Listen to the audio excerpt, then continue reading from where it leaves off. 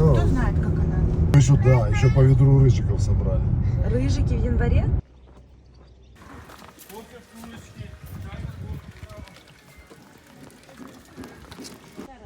Почему так нельзя?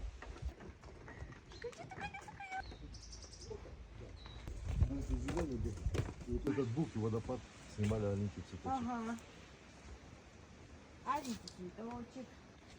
Это Василий.